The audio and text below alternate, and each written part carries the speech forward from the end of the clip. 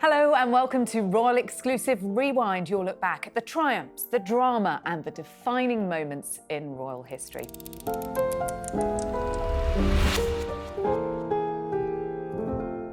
This week we rewind to March 2021 when the royal family found itself at the centre of an international race row.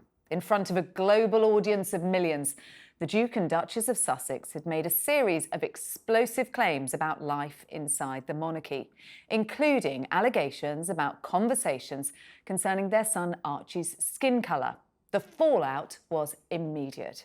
Prince William was forced to respond. The late Queen issued her unforgettable Recollections May Vary statement, and a family rift played out on the world stage. 5 years on, we look back at the royal race row that rocked the House of Windsor and ask whether the fallout is still being felt today. I'm Sarah Hewson, and this is Royal Exclusive Rewind. Joining me to look back are Newsweek royal correspondent Jack Royston and Talk TV host Samara Gill. Hello to both of you. I mean, you know you've got a massive story on your hands when Buckingham Palace is lined with crews from all over the world. And I was out there that day. Every nationality was there broadcasting about this Oprah interview.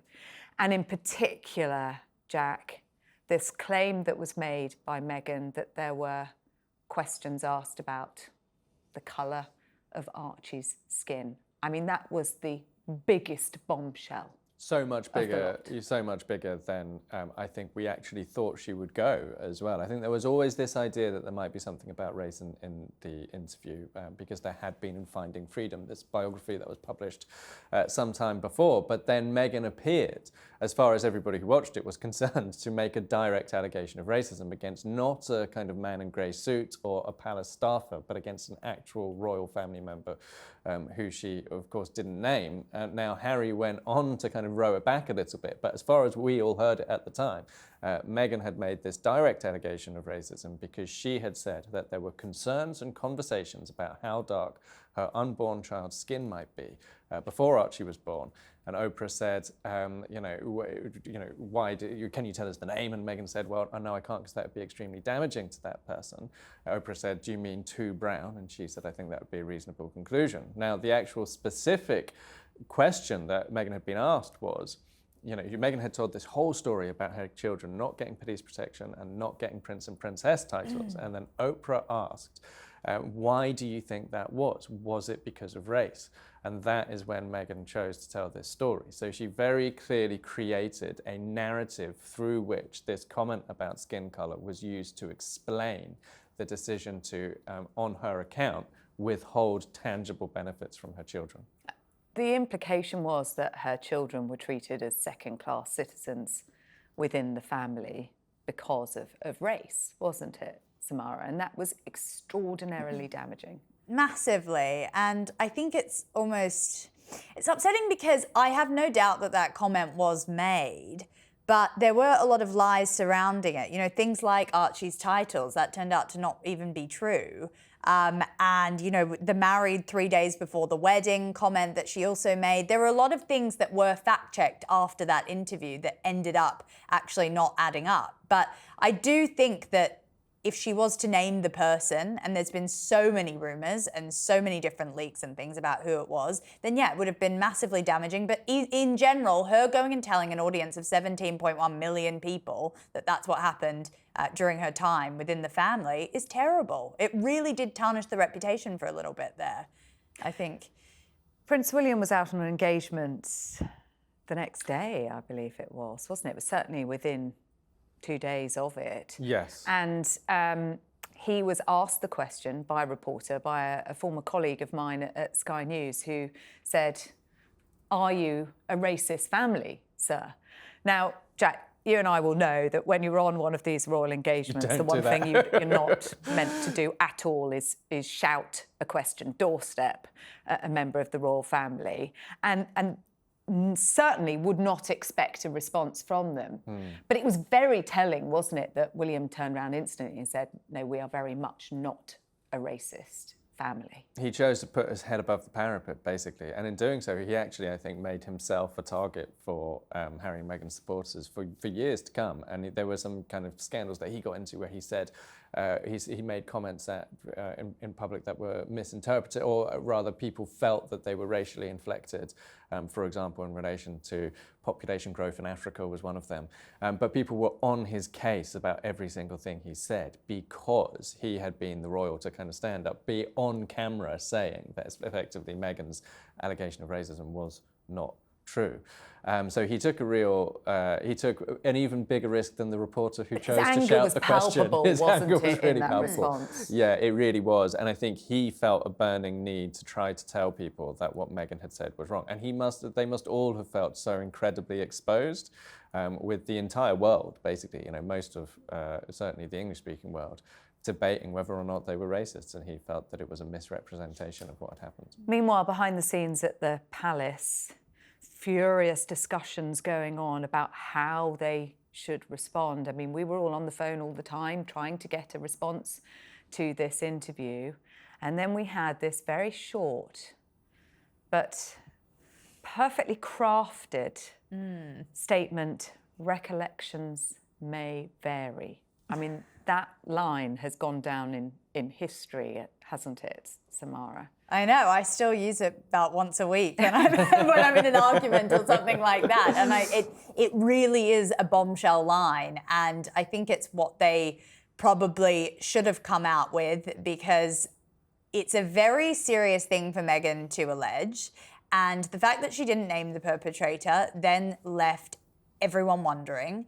And I think recollections may vary was actually the perfect response, because it was basically saying we can't really say that what Meghan said was credible. We just can't verify it. But it's also saying we don't want to have the argument. We're But not going to have this we argument are taking publicly. this seriously. The issues, the allegations raised, the issues are concerning. While some recollections may vary, they are taken very seriously and will be addressed by the family privately. But obviously, they were out there in public. And then we had Oprah talking about, well, Harry subsequently told me that it wasn't Queen Elizabeth, it wasn't Prince Philip, his grandfather. So then Which I think took a lot of people by surprise, because Philip had his various moments when he said something, used turns of phrase that had led to his own kind of race scandals. So I think, particularly in America, people were quite surprised that it wasn't Philip. And then it puts the focus on everybody else. On everyone else, including William, who, was never, in reality, was never, in the frame for it. Because obviously we did learn something about who had made the comments in a later biography called Endgame. And actually William was nothing to do with it. But he was very much under a cloud as a result, and he probably actually caught way more of the flack from that allegation than any other royal family member.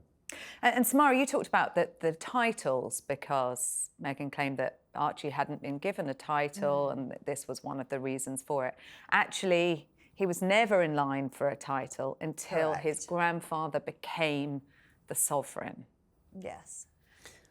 And I remember very clearly at the time of Archie's birth, it being briefed to us in a very positive way that this was a conscious decision the couple had taken in order to allow their son to have as normal a life as possible. Almost as if they looked at the Princess Anne model and thought, well, exactly. You've done I think this right. is it. I think this is and it. he was going to be Archie Mountbatten Windsor. Yeah, and because there was some idea that Earl of Dumbarton was a possible option for him had they wanted him to have a title, and that they'd consciously declined it. And what's really interesting is, so you have these two issues of titles and security. So I think you're absolutely right, Princess. They needed to have this conversation with Harry and Meghan, because Princess Anne actually is of the belief that she was entirely right to turn down titles for her children. And I think if you look at Zara and Peter, they live a would much agree more that their normal life life. has been And this is what Harry far always more said he wanted. He always said he wanted a normal life. And so this was a means through which he could have tried to get a more normal life for his children. But then also, if you look at security, so I do think that that there were discussions about these issues.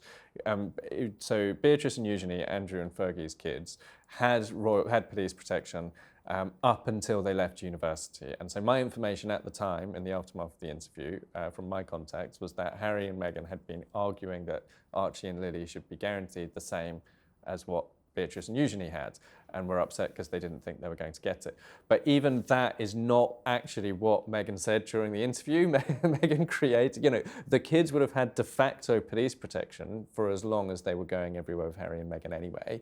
So it only really kicks in once you become a teenager.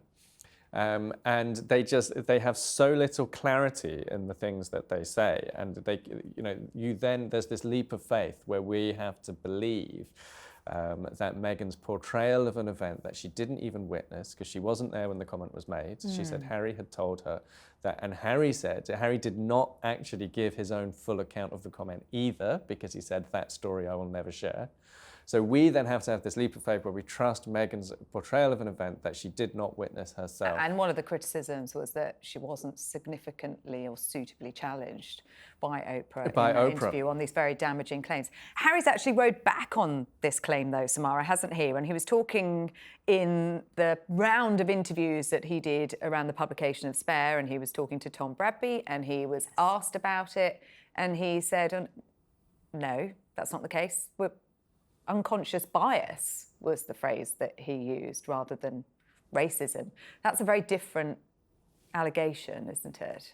Yes, exactly. And so far after the repercussions were felt over what the alleged comments were, which is really interesting. And I think that, now when you can even see the issues that he's having with Dr. Sophie Chandorka and his charity efforts in Africa and things like that, where he's now being accused of some of the similar things that he was accusing the royal family for, we just start to kind of paint a picture about what is going on with some of these claims and when things get lobbed at the royal family and how that happened. So I think this Hollywoodification that happened with the Oprah interview was not good in any sort of way, because I agree with Jack. The fact that there was no pushback there and that it was just a sort of live and let live gossip session about what may or may not have happened. It's very hard for us to kind of trust when she said basically what has proven to be a lie before then a potential truth about that comment about the colour of the skin. But speaking as someone who is half Indian and half Australian,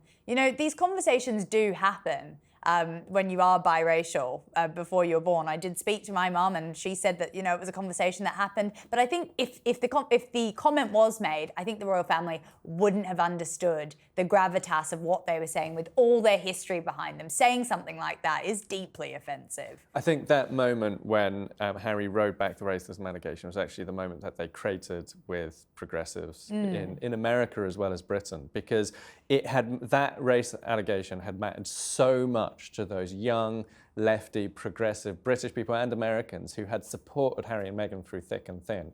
And what Harry actually did, so in Britain, racial discrimination is defined in employment law, and it's a really, really simple definition, which is that you discriminate against someone on the basis of race if you treat them differently because of their race. And what Meghan had very clearly said was that her children were going to be treated differently to other children because of concerns about how dark their skin might be. It is very, very unequivocally, clearly an allegation of racial discrimination.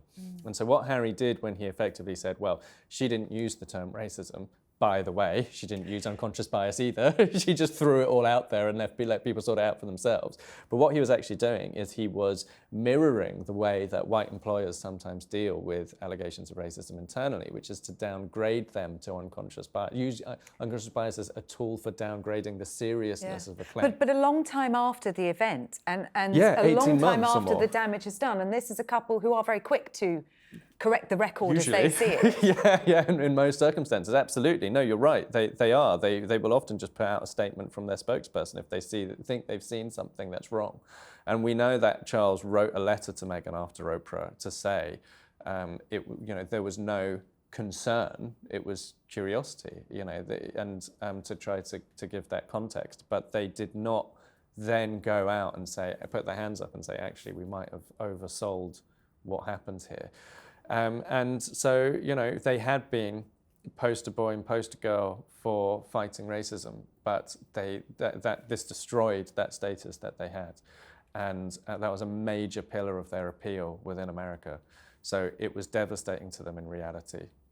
What about the implications and the knock-on effect for the royal family from this? I mean, two very significant claims in this Oprah interview, one about Meghan's mental health concerns being ignored and this. What damage did that do to the reputation of the monarchy, and how does it stand today? I mean, it was kind of stating the obvious in some ways. The royal family does have a very textured history when it comes to racism, colonialism, all those different things that come with British and British history. And you can see how Meghan coming in as an outsider, a Yeah, biracial woman and an American, would think, well, what is this institution I found myself in? Totally, and they came off such a good because the Meghan and Harry's wedding was so fabulous in the way that they integrated, you know, her American side and it was very, very diverse and it was fantastic. And then to have that bombshell just a couple months after, or a couple of years after, really did, I think, affect all the good work that they had been doing to try and be inclusive. And then, of course, in the Netflix documentary after, they went into this very big, deep history about colonialism and the royal family, and that just sort of drove everything in deeper. So, yeah, I think they did try and tread that sort of push that narrative for a long time. But then they never, in that same documentary, they never really properly revisited the race allegation. No. The only inclusion in there was dancing around it, really. dancing around it. Yeah, it was Meghan saying, "Oh well, I never realised it would be this big thing," which is what? I'm sorry, you never realised that accusing a royal family member of of discriminating against your children because of how dark their skin was. You never realised that would be big. Like, that's crazy. She must have realised. I cannot conceive of how she could possibly not have realised. It's crazy. But I think what probably actually happened was Meghan had not necessarily intended to go into Oprah saying that. She had not decided before the interview that she was going to tell that story. She told it because of a specific question from Oprah. That it was something that came out spontaneously. It came out spontaneously, having, she hadn't kind of fact-checked it with Harry. A lot of people looked at Harry's reactions afterwards when he joined. Yeah, and was like, he looked quite startled, and surprised, and said, "That's a story I'll never tell." But they should just have seen the writing on the wall, which is that you just have to get out there early and clarify. And it's completely bonkers that they didn't do that. Well, I think that Meghan wanted to hurt the royal family because she was hurt herself, and you're right. I think it did come out naturally, but it did its work in that way. It certainly did. And thank you both very much indeed. That is all we've got time for on this week's Royal Exclusive Rewind. My thanks to my guests, Jack and Samara, and to you for watching. Join us next time as we dive back into the royal archives to relive another unforgettable, or in this case, some would like to forget it, moment from royal history.